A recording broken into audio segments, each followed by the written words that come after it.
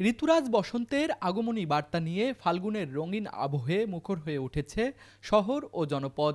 শীতের মলিনতা ঝেড়ে প্রকৃতি যেন নতুন করে সেজেছে শিমুল ও পলাশের লাল আভায়, কচি পাতার সবুজে আর হলুদের উচ্ছ্বাসে। বসন্তের প্রথম দিনটিকে ঘিরে সকাল থেকেই বিভিন্ন স্থানে ছিল উৎসবমুখর পরিবেশ। সবাইকে ফাল্গুনের শুভেচ্ছা। আমরা সকলে কিন্তু এই ফাল্গুনের জন্য একটা বছর অপেক্ষা করে থাকি। আমরা সকলেই জানি বসন্তকে ঋতুরাজ বলা হয়। এই সময় একদম ফুলে ফুলে চারিদিক একদম ভরে থাকে। সবাইকে জানাই শুভ বসন্তর শুভেচ্ছা। আসলে ঋতুরাজ বসন্ত মানে হচ্ছে নতুন বার্তা, যে বার্তা আমাদের বয়ে নিয়ে আসে নব রং, নব সাজ, নবরূপ। এই রূপের বৈচিত্র্যই হচ্ছে ঋতুরাজ বসন্তের। আজ আমাদের শিল্পকলায় আনাচে কানাচে ভরে ওঠে বসন্ত উৎসবের মুখরিত একটা আনন্দের পরিবেশে। আমি এসেছি আমার বড় বোনের সাথে, আমার বড় বোনের ফ্রেন্ডের সাথে।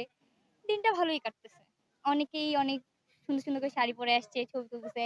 একটা বিনোদনের জায়গা। সকালের মৃদুমন্দ হাওয়ায় তরুণ তরুণীদের পদচারণায় প্রাণ ফিরে পায় পার্ক ও উন্মুক্ত প্রাঙ্গণ। হলুদ, বাসন্তী ও লাল রঙের শাড়ি, পাঞ্জাবি আর ফুলের গাঁথুনিতে চারপাশ হয়ে ওঠে বর্ণিল। সাংস্কৃতিক সংগঠনগুলোর আয়োজনে অনুষ্ঠিত হয় নৃত্য পরিবেশনা।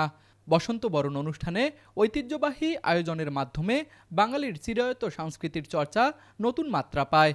বসন্তের আগমন উপলক্ষে ফুলের দোকানগুলোতেও ছিল বাড়তি ব্যস্ততা। গাঁদা, রজনীগন্ধা ও বসন্তের বাহারি ফুলে সাজানো ছিল দোকানপাট। অনেকেই প্রিয়জন ও বন্ধুদের ফুল দিয়ে শুভেচ্ছা জানিয়েছেন। কেউ বা মাথায় ফুলের মালা পরে অংশ নিয়েছেন উৎসবে।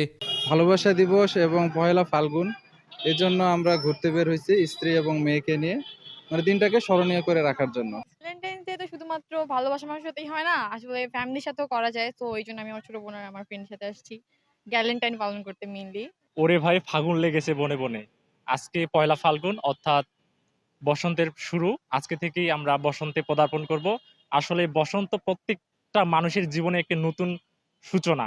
এই দিনে সবাই ফ্যামিলির সাথে সুন্দর মতো করে সময় কাটায়, বিভিন্ন জায়গায় ঘুরতে যায়। এখন আমি যদি আমার কথা বলি, আমিও সকাল থেকে অনেক কার্যক্রম করেছি এই বসন্ত নিয়ে। আমাদের দিনাজপুরে একটি ঐতিহ্যবাহী সংগঠন নৃত্যবিতান, আমরা প্রতি বছরই বসন্তের উৎসব করে থাকি। সব মিলিয়ে পহেলা ফাল্গুন বাঙালির প্রাণে নতুন উদ্দীপনা আর আশার সঞ্চার করেছে। প্রকৃতির নবজাগরণ আর মানুষের উচ্ছ্বাস মিলেমিশে দিনটি হয়ে উঠেছে প্রাণবন্ত ও বর্ণিল। দিনাজপুর প্রতিনিধি মিজানুর রহমান পাপ্পুর পাঠানো তথ্য ও চিত্রে ডেস্ক রিপোর্ট, RCTV।